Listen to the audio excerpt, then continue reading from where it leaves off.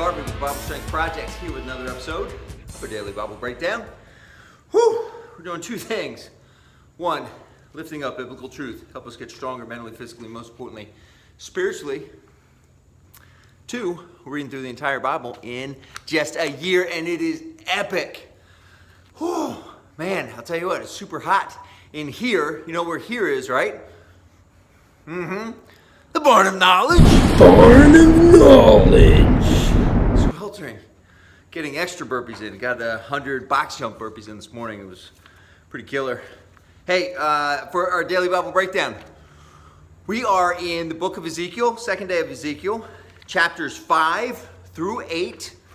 And oh my, baby. Remember the key difference between Ezekiel and all the other prophets?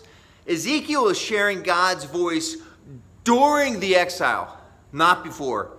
Oh man, God's voice is loud, angry, and upset. I can't recall any other verses that we've read the entire year that have been so completely aggressive, in your face. Ouch. If you're still wondering why God is so upset, I would direct your attention to Ezekiel chapter 6, starting in verse 8. This is God's voice through the prophet Ezekiel. God says, "But I will let a few of my people escape destruction, and they will be scattered among the nations of the world. Then when they are exiled among the nations, they will remember me. They will recognize how hurt I am by their unfaithful hearts and lustful eyes that long for their idols." Okay, that right there.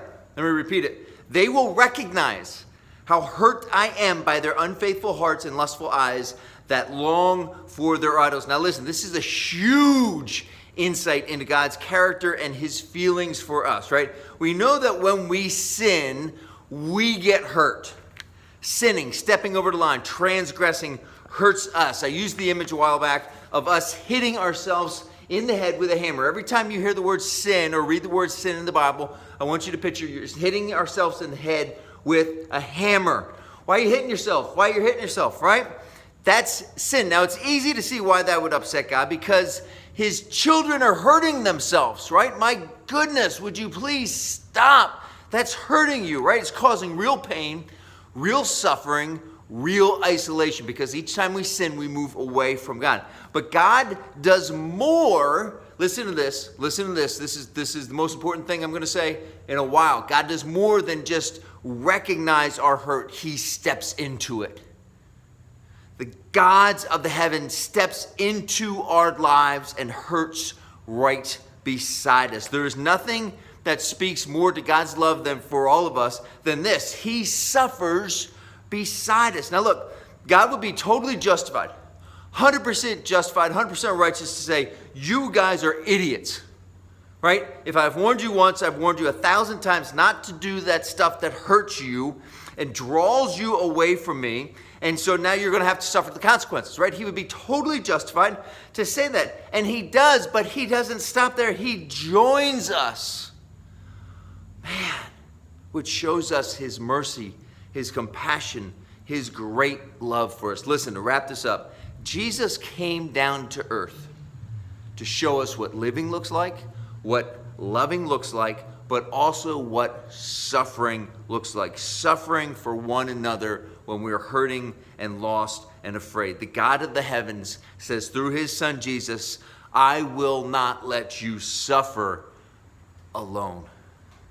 And that, my friends, is something that we can all be thankful for. Share this with somebody who needs to hear that today. Amen.